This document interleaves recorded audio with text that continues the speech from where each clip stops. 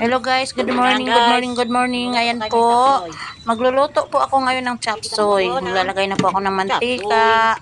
Gigisa ko na po ang chop suey. Ayan, lalagay ko na po sibuyas, bawang. Ayan, gigisa ko po. Ayan, gisa-gisa muna, gisa-gisa. Halo-halo. Halo-halo lang guys. Mga lods. Lalagay ko na po ang patis. Nauna yung patis kaysa sa atay. Nabaliktad na. Paminta. Ayan, lagyan ko paminta. Tapos, ilalagay ko rin yung atay. Malalaki po ang hiwa ng aking darling sa atay. Kaya, ayan po. Ang lalaki ng hiwa. Ayan. Ayan. Halo-halo lang, halo-halo lang. Tatanggalin ko po yung mga malalaki kasi masyadong malalaki po ang pagkahiwa eh. Ayan oh, yan. Ihiwain ko ulit yung kasi masyadong malalaki. Parang lapad, ang lapad ng pagkalagay. Pagkahiwa, parang tainga ng kalabaw kalapad.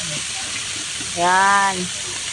Ayan guys, pinagtatawanan po ako. Siguro akala po baliw ako, gumagawa lang po ako ng content. Ayan, nilagay ko na po ang gulay.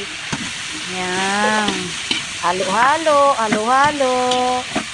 Halo-halo. Ayan.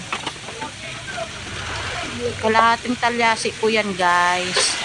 Ang dami ano, nilagyan ko konting tubig para ma-absorb ng gulay ang tubig. Ayan, mga guys. Ayan. Uy, may buo na gulay. Tinanggal ko po kasi napalaki naman atang hiwa niyon. Hindi maayos ang pagkahiwa ng aking darling na kalbo. Ayan. Ayan. Kunting ano, lagay ng seasoning. Mamasitas. Ayan. Mamasitas. Ayan, nilagyan ko po siya ng Knorr cube. Halo-halo, halo-halo, halo-halo. Halo lang, halo hanggang mahilo ang gulay. Ayan, tinanggal ko yung atay gawa ng masyadong malaki. Ang pagkahiwa, ang lapad. Parang pang ano na yun pang bistik, ano na yun? Bread, bids, yun? Ewan kung anong tawag doon. Ayan, nilagay ko na yung in-slice kong atay at sobrang laki. Yan na, halo-halo, halo-halo lang mga guys. Ayan, sige lang. Pahintayin na takpan ko na muna. Buksan ko ulit. Ayan. Magkulo-kulo-kulo na.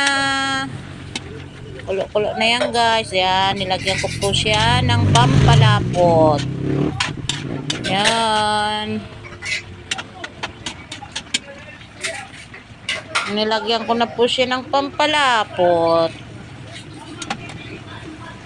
Ayan na. Malapit na po siya maluto. Antay-antay lang po. Mga lods, halo-halo ulit hanggang sa mahilo ang gulay. Ayan. Pwede nang hanguin. Ayan, luto na po siya. Luto na po. Bye-bye!